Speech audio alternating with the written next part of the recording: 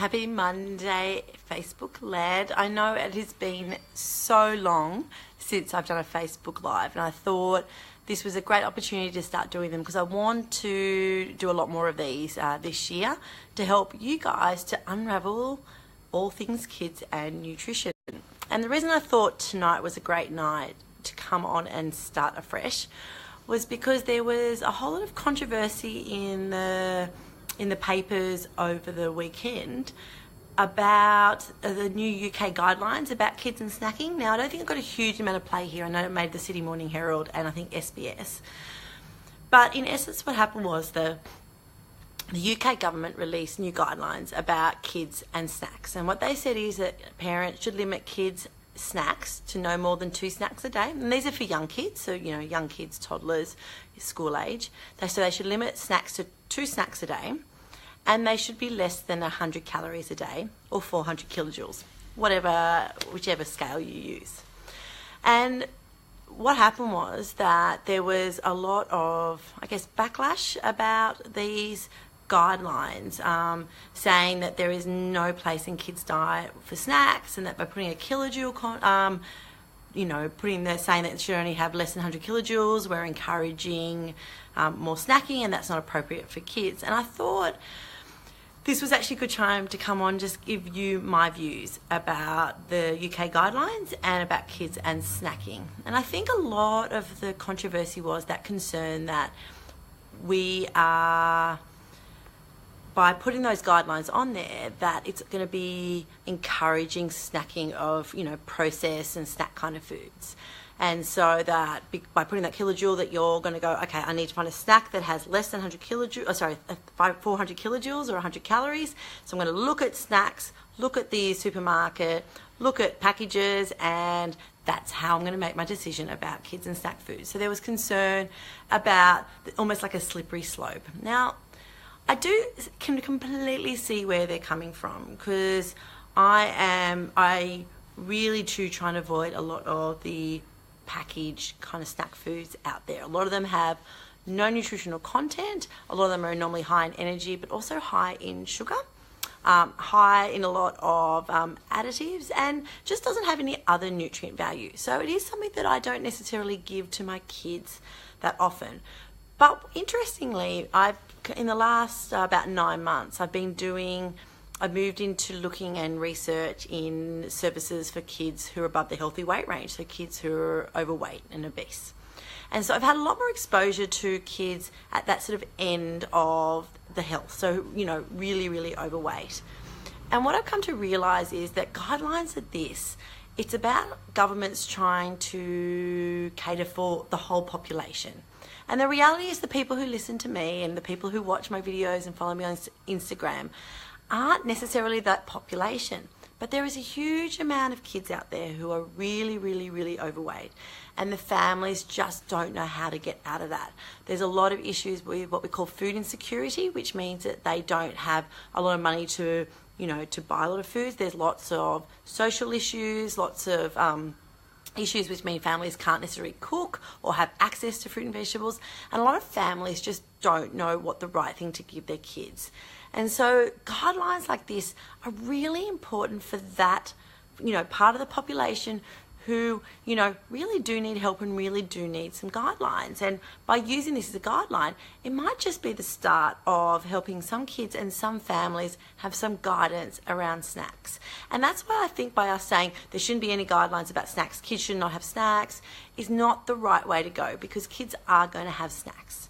And so what we need to do is help families who really do struggle knowing what the best nutrition is to give their kids, give them some guidelines. So I'm really not against the guidelines. I think they're actually, there is some merit to them. But the thing is, I agree that we do have to be careful that for a lot of us that it's not encouraging packaged snack foods. And I think what's happening is, now snacks are important for kids. I do give my kids snacks. I mainly give it to them in the morning because they're up early, so they have early breakfast and then sort of a later lunch. So I normally give them a snack about 10 or 11. In the afternoon, I don't often give them a snack. Sometimes if they're having swimming lessons, I'll give them something before because they'll have dinner a bit later. Now, so I do give my kids snacks, but I have to say I do limit them. And I probably limit them to 2 or 3 a day. But for some kids who do have snacks, what happens is we don't want to say no snacks at all, because some kids get just really, really hangry and really angry when they get hungry. And what happens is they get so angry then when the mealtime comes around, because they're so hungry, they're almost over hungry, and then they don't want to necessarily eat because they're so hangry and angry and upset. So I'm not discouraging snacking for kids, but I am saying be careful about how many snacks you give. And I think the guidelines of sort of 2 snacks a day is actually probably on par for many kids. Now, these are not teenagers and adolescents. I'm talking about young kids and toddlers. So I think the guidelines of 2 snacks is probably about right, and it's probably what kids get.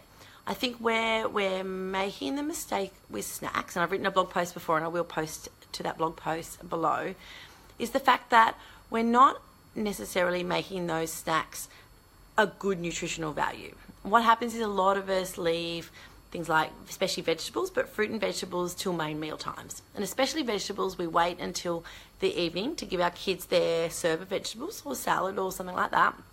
And that's when they're tired and angry and don't want to eat. And it's really, really hard to get, your kids eating enough vegetables if you're only serving them at the evening meal.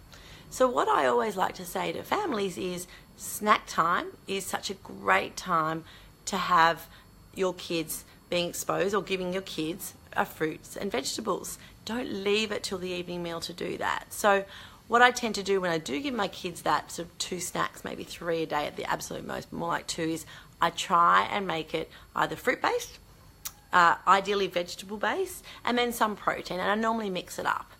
And what I do is I don't make it anything complicated. So they might get something like veggie sticks and like hummus, or they'll get some almonds and dried fruit, or they'll just get the fresh fruit. And then sometime now and again I'll make them something like a bliss ball, or a homemade muffin or something. But I rarely do that. I'm not the greatest baker in the world. So what I tend to do is I give my kids snacks, but I try and make them as nutritious as possible. And I think that's where a lot of people are worried by saying that, we should just have a 100-calorie snack a day and we look at packaged food, is that there's some snacks out there, like, say, a handful of almonds, which are likely to be greater than 100 calories, but they have much more nutritional value. Good fats, good protein, and they're more likely to fill up our kids. And that's why I think where the sort of concern is about these guidelines. But I don't think we have to be concerned about it. I think you just use this as a way of helping to guide you. And what I suggest is that you aim for your snacks to be fruit and veggie based, and with some protein as much as you can. And again, if you are looking at for snack foods, especially if you're out and about or you're a busy mum, and I completely respect so many mums out there who are also busy, is that when you are looking for, again, a snack food, have a look and make sure that the energy value is quite low. But again, you want to also take into account things like, making sure hasn't got too much sugar in it, and that it's got a source of protein and good fats in it as well. And like I said, ideally, you want some veggies in it. So that's really my view. So I guess that sounds like I'm sitting on the fence with these guidelines. And maybe I am, but I think we have to be careful that when governments bring out guidelines, it's for the whole population.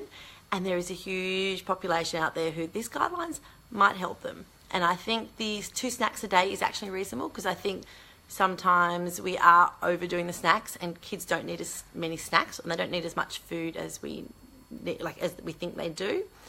And what I do believe, though, is that when you are giving your kids snack, try and have, make it veggie based, make it fruit based, add some protein and some good fats, and don't stress about the calorie content of them. And if you stick with the 2 a day and making sure it's not too close to meal times, then I think you'll be set.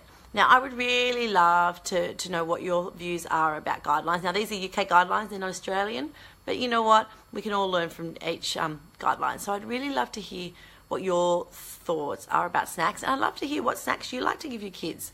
Because, mums always ask, what's a good snack? So I'd love some, you to post any great ideas that ideas for snacks that you give your kids, especially if they're vegetable based. So thank you very much for watching this video. Let me know in the comments what you think, and I will post my link to my blog post about snacking, which I wrote a while ago after this video. So have a good evening. For those in Australia, enjoy the hot evening, and I will hopefully see you a little bit more often on these Facebook Lives. So have a good evening. Bye.